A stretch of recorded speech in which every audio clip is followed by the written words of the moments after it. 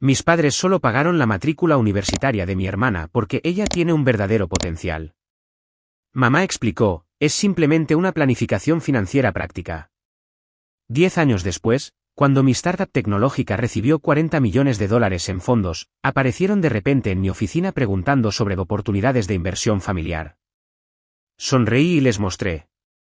Ella tiene un verdadero potencial, Fernanda. Tienes que entender, es simplemente una planificación financiera práctica.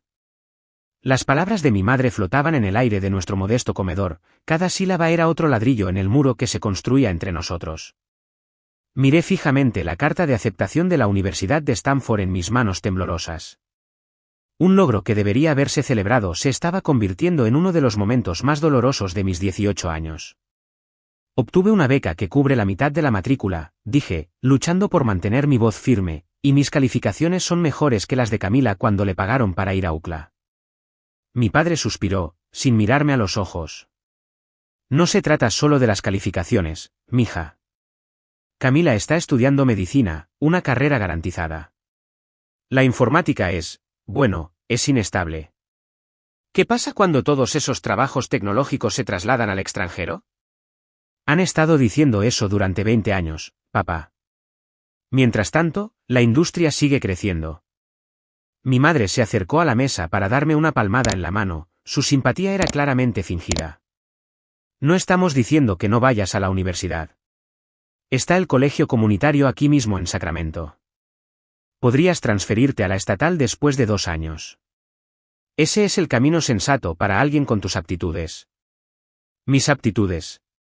Como si mi promedio de 4.0, mis victorias en competencias de codificación y mi puntaje perfecto en matemáticas del SAT fueran de alguna manera logros menores que el promedio de BI de mi hermana y su determinación inquebrantable de convertirse en médico, al igual que nuestro padre.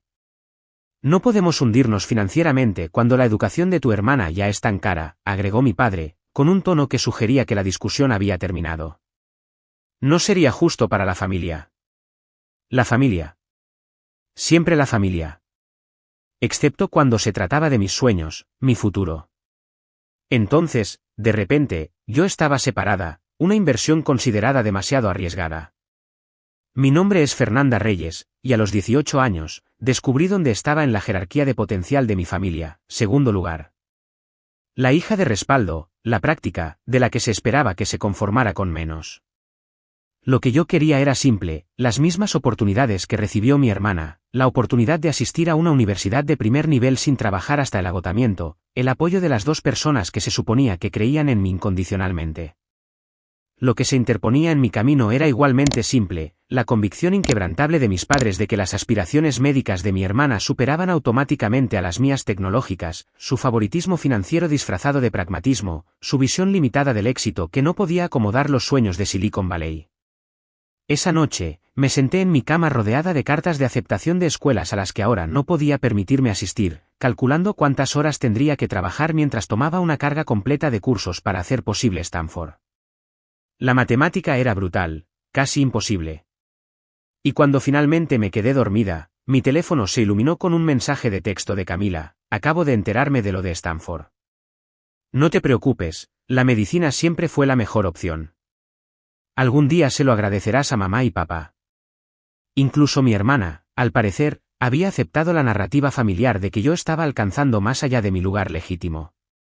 Crecer en la casa de los Reyes significaba comprender tu posición en el ecosistema familiar desde el principio.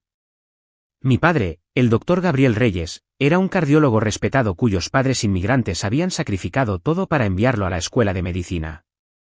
Mi madre, Elena, había renunciado a su carrera docente para apoyar su ascenso en la comunidad médica y criar a sus hijos, sacrificios que nos recordaba regularmente. Desde el principio, Camila abrazó el camino predeterminado. 3 años mayor que yo, jugaba con estetoscopios de juguete mientras yo desarmaba juguetes electrónicos para comprender sus circuitos. Ella se unió a clubes de futuros doctores, yo construí computadoras con piezas recuperadas. Ella seguía a nuestro padre en el hospital, yo me enseñé lenguajes de codificación con libros de la biblioteca. Nuestros padres celebraban cada paso del viaje de Camila hacia la medicina. Sus victorias en la feria de ciencias justificaban cenas familiares, mis victorias en competencias de programación a nivel estatal recibían asentimientos corteses. Cuando Camila fue aceptada en el programa de premedicina de UCLA, nuestros padres organizaron una fiesta elaborada. Mi aceptación en el programa de informática de Stanford, uno de los más competitivos del mundo, fue recibida con discusiones preocupadas sobre la practicidad financiera. No le guardaba rencor a Camila, no realmente. Ella trabajó duro por sus logros, y su sueño de convertirse en neurocirujana era genuino. Lo que me molestaba era la suposición incuestionable de que su camino era inherentemente más valioso que el mío. A pesar de esto, mantuve la paz. La ayudé a estudiar para los exámenes de química orgánica a través de videollamadas. Escuché pacientemente sus quejas sobre profesores difíciles. Celebré sus éxitos, creyendo sinceramente que algún día mis propios logros recibirían el mismo reconocimiento. Hubo señales de advertencia que elegí ignorar.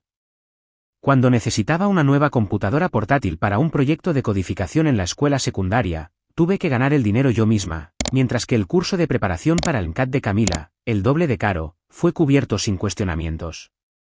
Cuando expresé interés en un campamento de codificación de verano, mi madre sugirió que cuidara niños del vecindario para obtener ingresos.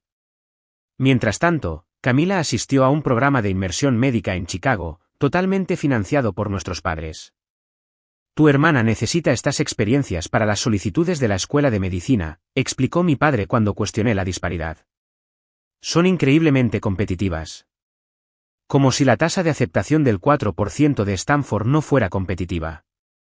Aún así, creí que una vez que me probara, una vez que demostrara que la informática era un camino valioso, mis padres también reconocerían mi potencial. Me aferré a esta esperanza durante mi último año, solicitando todas las becas disponibles, trabajando los fines de semana en una tienda de electrónica local y manteniendo calificaciones perfectas. La carta de aceptación de Stanford se suponía que sería mi reivindicación. En cambio, se convirtió en la evidencia más clara hasta el momento de que, a los ojos de mis padres, yo siempre sería la inversión menor, la hija cuyos sueños eran prescindibles cuando los recursos escaseaban. El verano después de la graduación de la escuela secundaria pasó en una neblina de agotamiento. Mientras mis compañeros de clase disfrutaban de sus últimos meses sin preocupaciones antes de la universidad, yo trabajaba en 3 empleos, turnos matutinos en una cafetería, horas de la tarde en la tienda de electrónica y noches haciendo desarrollo web independiente para empresas locales. Dormía 4 horas por noche, ahorraba cada centavo e investigaba préstamos estudiantiles hasta que me ardían los ojos. En agosto, había ahorrado lo suficiente para el alojamiento y los libros del primer semestre, había obtenido préstamos para la matrícula y había conseguido un trabajo de medio tiempo en el departamento de TI de Stanford. No sería fácil, pero iba a ir, con o sin el apoyo de mis padres. La noche antes de irme a la universidad, mi familia tuvo una pequeña cena. La conversación giró casi por completo en torno al próximo semestre de Camila en la Facultad de Medicina de UCLA, su exigente carga de cursos, sus brillantes profesores. Mi inminente partida a Stanford fue una ocurrencia tardía, mencionada solo cuando saqué a relucir la logística de mi vuelo al día siguiente. Al terminar la cena, mi padre desapareció en su estudio y regresó con un sobre que me entregó con una sonrisa tensa. Un pequeño detalle para ayudar con los gastos, dijo. Desearíamos que pudiera ser más. Dentro había un cheque por $500, menos del 1% de la matrícula de un año en Stanford. Gracias, logré decir, guardándolo. Más tarde, escuché a mis padres en la cocina. Sigo pensando que deberíamos haberle dado más, dijo mi madre. Stanford es tan caro. Ya hemos hablado de esto, Elena, respondió mi padre, con la voz cansada pero firme. Ya estamos estirando nuestro presupuesto con la escuela de medicina de Camila. Fernanda eligió este camino sabiendo que no podíamos apoyarlo. Además, las empresas de tecnología contratan a jóvenes recién salidos de la escuela secundaria en estos días. La universidad no es tan necesaria en su campo. Supongo que tienes razón, suspiró mi madre, y la educación de Camila tiene que ser lo primero. Ella va a ser médico, después de todo. El dolor familiar en mi pecho se agudizó en algo nuevo, una claridad que cortó años de poner excusas por su comportamiento. Esto no se trataba de practicidad financiera, nunca lo había sido. Mis padres simplemente habían decidido hace mucho tiempo en qué sueños de qué hija valía la pena invertir. A la mañana siguiente, mi padre me llevó al aeropuerto en silencio. Cuando nos acercábamos a la terminal, finalmente habló. Sabes que estamos orgullosos de ti, ¿verdad? Ir a Stanford es un gran logro. Simplemente no uno por el que valga la pena pagar, respondí en voz baja. Frunció el ceño. Eso no es justo, Fernanda. Hemos explicado nuestra situación. Asentí, sin confiar en mí misma para hablar más. Mientras recogía mis maletas del maletero, me dio una palmada incómoda en el hombro. Llama cuando aterrices, dijo, y recuerda, si se pone demasiado difícil financieramente, siempre existe la opción de transferirte a un lugar más asequible. En ese momento, hice una promesa silenciosa a mí misma, nunca me transferiría, nunca me rendiría, y lo más importante, nunca más esperaría que mis padres creyeran en mí. A partir de ahora, creería en mí misma lo suficiente por todos nosotros. Entré en la terminal sin mirar atrás, cargando el peso de mis pertenencias, mis préstamos y la conciencia de que estaba verdaderamente sola. Mi primer semestre en Stanford fue una brutal educación en privación de sueño. Tomé una carga máxima de cursos, trabajé 20 horas a la semana en el departamento de TI y pasé los fines de semana haciendo desarrollo web independiente. Vivía de ramen y café, estudiaba hasta que se me nublaba la vista y aún así logré estar en la lista del decano.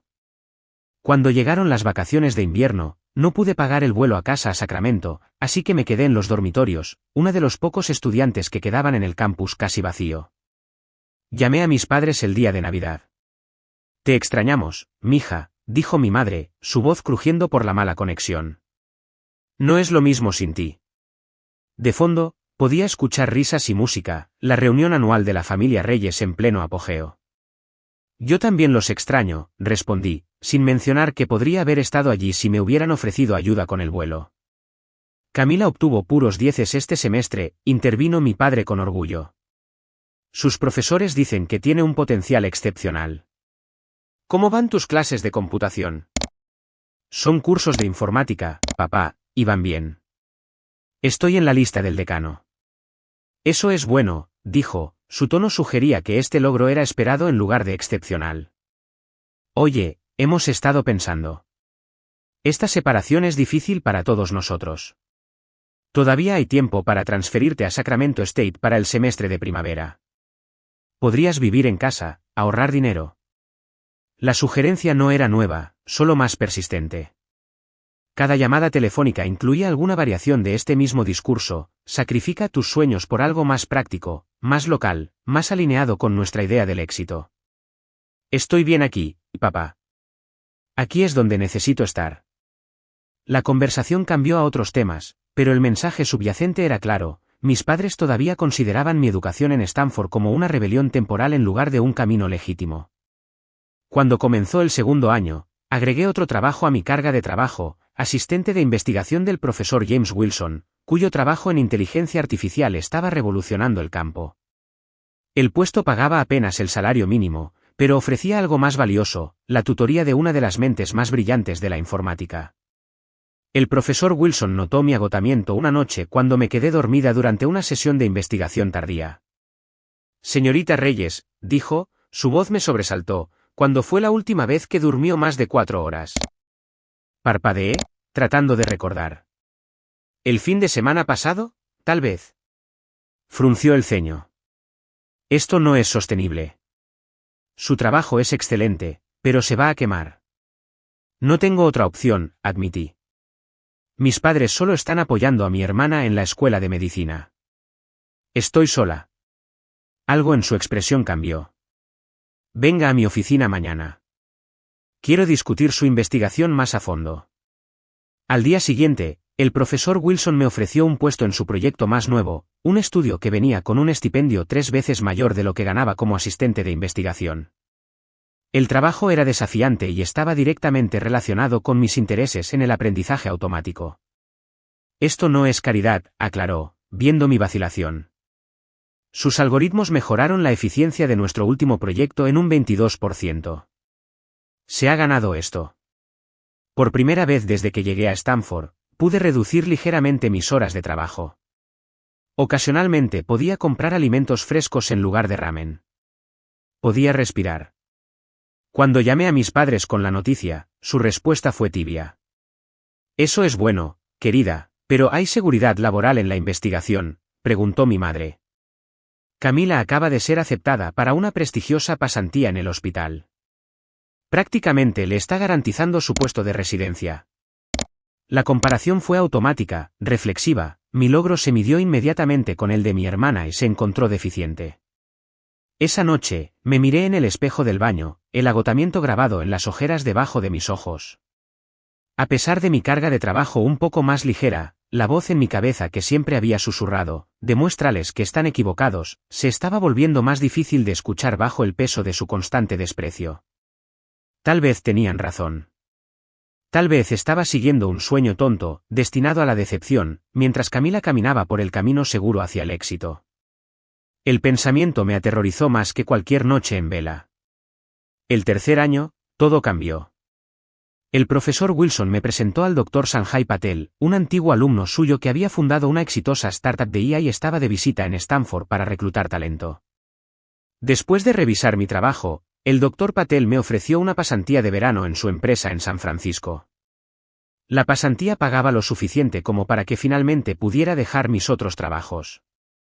Durante 3 meses, trabajé junto a ingenieros brillantes, desarrollando algoritmos para ayudar a las empresas a optimizar sus operaciones.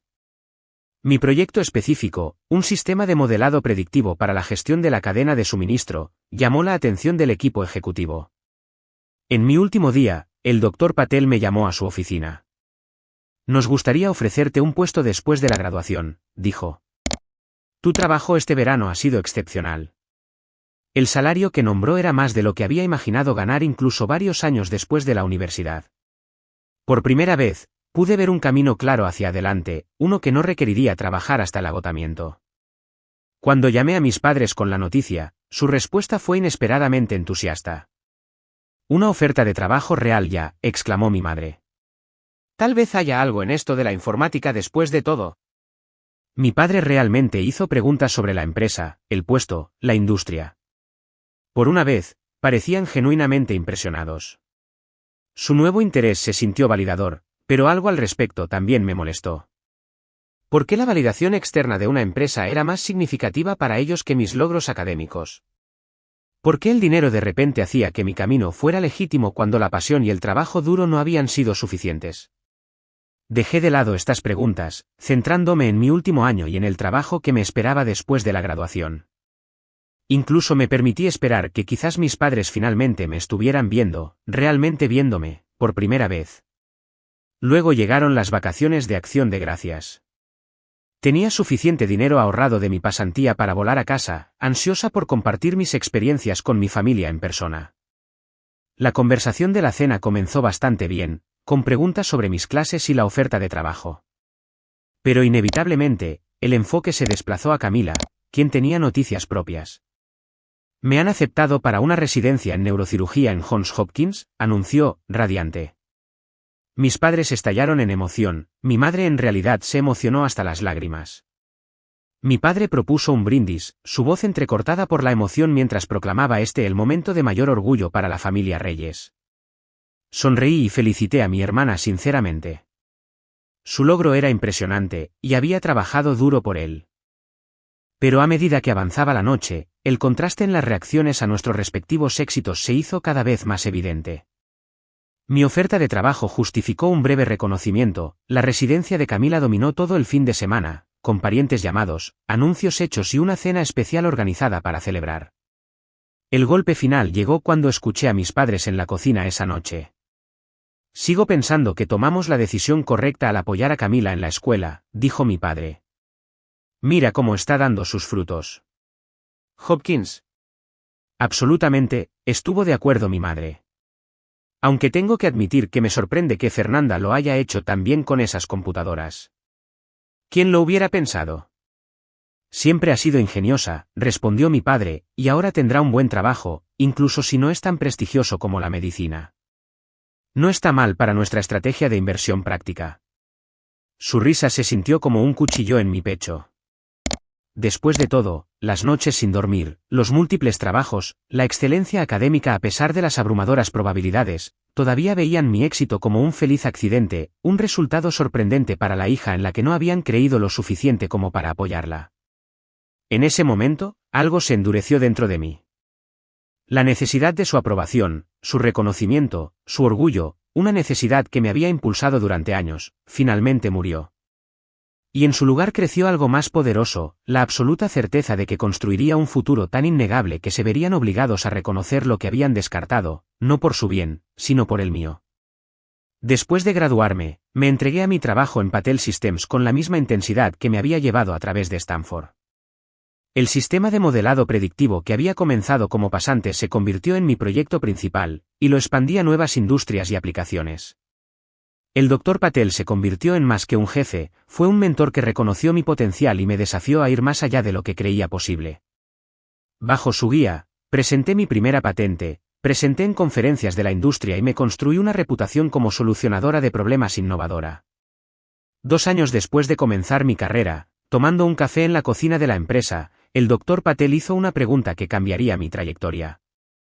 ¿Alguna vez has pensado en fundar tu propia empresa, Fernanda? Me reí, suponiendo que estaba bromeando. Apenas tengo 24 años. No tengo ese tipo de experiencia. Tienes más de lo que crees, dijo con seriedad. Tu algoritmo de cadena de suministro tiene un potencial revolucionario más allá de lo que estamos haciendo aquí. Podría ser la base para algo más grande. Durante las siguientes semanas, tuvimos varias conversaciones sobre emprendimiento, oportunidades de mercado y la logística de iniciar una empresa de tecnología. El Dr. Patel se ofreció a conectarme con inversores que podrían estar interesados en mis ideas. ¿Por qué me estás ayudando así?, finalmente pregunté. Si mi algoritmo tiene tanto potencial, ¿no querrías mantenerlo aquí? Él sonrió. Porque hace 20 años, James Wilson hizo lo mismo por mí.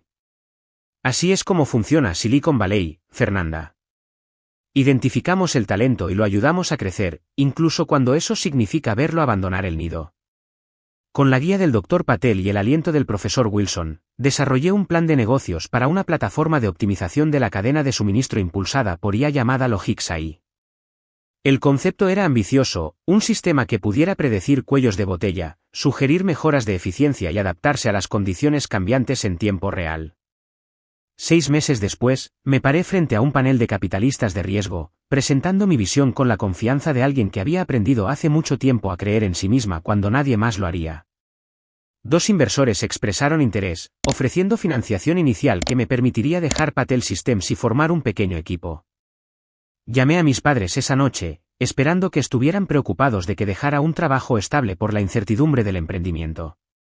Es una noticia maravillosa, dijo mi madre, sorprendiéndome. ¿Tu propia empresa? Todavía está en etapas muy tempranas, advertí. La mayoría de las startups fracasan. Pero imagina si tiene éxito, intervino mi padre con un entusiasmo inesperado. La tecnología es el futuro, después de todo. Su apoyo se sintió extraño, casi discordante, después de años de escepticismo sobre mi camino. No fue hasta más tarde en la conversación que entendí lo que había cambiado. Tu hermana ha estado luchando un poco con su residencia, confió mi madre. Las horas son brutales y la política en el hospital es difícil. Se está preguntando si tomó la decisión correcta. En la ecuación de la familia Reyes, mis acciones habían subido a medida que las de Camila habían caído temporalmente. Su apoyo no se trataba de mis logros, se trataba de recalibrar su estrategia de inversión. La comprensión debería haber dolido, pero en cambio, se sintió esclarecedora. Ya no necesitaba su validación para conocer mi valía. Los primeros días de LogixAI fueron tan agotadores como mi tiempo en Stanford, pero con una diferencia crucial, cada hora de trabajo estaba construyendo mi visión, no solo ayudándome a sobrevivir. Mi pequeño equipo de 4 personas operaba desde un almacén convertido en Oakland, viviendo de café y determinación mientras desarrollábamos nuestra plataforma. Nos enfrentamos a innumerables contratiempos, desafíos de codificación, preocupaciones de la competencia, fondos menguantes. Pero con cada obstáculo vino la innovación. En nuestro segundo año, teníamos un prototipo funcional y 3 clientes piloto dispuestos a probar nuestro sistema. Luego llegó el momento que toda startup teme, nos estábamos quedando sin dinero, sin un camino claro hacia fondos adicionales. Mientras me preparaba para decirle a mi equipo que tendríamos que cerrar nuestras puertas, llegó un correo electrónico inesperado de Takata Industries, un gigante manufacturero japonés. Querían una demostración. 10 años después de que mis padres se negaran a pagar mi educación en Stanford, Me encontraba en la reluciente sede de Logixai en el centro de San Francisco, mirando un correo electrónico que todavía parecía surrealista. Takata Industries no solo había decidido implementar nuestro sistema en todas sus operaciones globales, sino que había liderado una ronda de financiación que valoraba a Logixai en $300 millones. Nuestra ronda de Serie C acababa de cerrarse, con $40 millones en nuevos fondos. El viaje desde ese almacén en Oakland hasta este momento había sido arduo pero estimulante. Nuestro equipo había crecido a 60 empleados, nuestra lista de clientes incluía gigantes manufactureros en 3 continentes, y yo, la hija cuyo potencial había sido una vez descartado como insuficiente, ahora era CEO de una de las empresas de IA de más rápido crecimiento en el país. La voz de la recepcionista llegó a través del intercomunicador. Señorita Reyes, sus padres están aquí para verla. No los había invitado. Hablábamos ocasionalmente en días festivos, pero no habían visitado mi oficina antes. Curiosa, le indiqué que los hiciera subir. Entraron en mi oficina de la esquina con los ojos muy abiertos, observando las ventanas del piso al techo con vista al puente de la bahía, los muebles elegantes, los premios que cubrían las paredes. Mi madre me abrazó, mientras mi padre se paraba torpemente agarrando un periódico. Vimos el artículo en el Wall Street Journal, explicó, mostrando la sección de negocios con Logixai destacada. $40 millones. ¿Por qué no nos lo dijiste? Ha sido un momento ocupado, respondí, haciéndoles un gesto para que se sentaran. Estamos tan orgullosos, dijo mi madre efusivamente, sus ojos catalogaban cada detalle de mi éxito. Siempre supimos que lo tenías en ti. Mi padre se aclaró la garganta. En realidad, esperábamos discutir algo contigo. Verás, hemos estado pensando en nuestra jubilación, y con oportunidades de inversión como esta tan raras, bueno, nos preguntábamos si podría haber espacio para alguna inversión familiar en Logixai. Ahí estaba.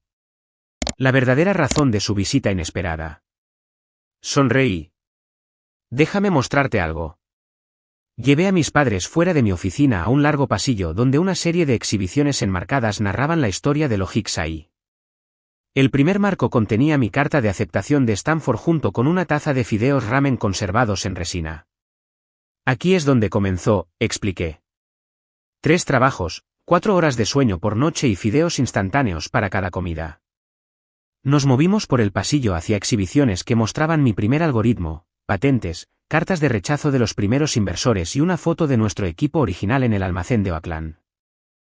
Cada paso fue una lucha, continué, observando cómo sus expresiones cambiaban de confusión a incomodidad. Cada hito requirió sacrificio y partidarios que realmente creyeran en la visión. La exhibición final contenía el contrato de Takata Industries y una fotografía de nuestro actual equipo de liderazgo, mentes brillantes que se habían unido a Logixai cuando todavía era una apuesta arriesgada. Nuestra política de inversión es muy específica, dije, deteniéndome ante este último marco. Solo traemos socios que demostraron fe en nosotros durante los difíciles primeros días, personas que vieron potencial cuando otros no lo hicieron. La cara de mi padre se enrojeció. Somos familia, Fernanda. Seguramente eso cuenta para algo. Sí, estuve de acuerdo. Por eso establecí esto. Les mostré un folleto de la Fundación Logixai, que proporcionaba becas completas a estudiantes prometedores en los campos de STEM que carecían de apoyo financiero familiar. Cada año, financiamos a 20 estudiantes que me recuerdan a mí misma a los 18 años, llenos de potencial pero a quienes se les dijo que sus sueños no eran inversiones prácticas. Mis padres permanecieron en silencio, finalmente comprendiendo. No necesito inversores familiares, dije suavemente, pero esos estudiantes sí necesitan a alguien que crea en ellos. Esa es la lección que aprendí de ustedes, aunque quizás no sea la que pretendían enseñar. Cuando se fueron, sometidos y pensativos, regresé a mi oficina, donde me esperaba el verdadero trabajo, no la venganza, sino el futuro que había construido para mí misma, un algoritmo a la vez.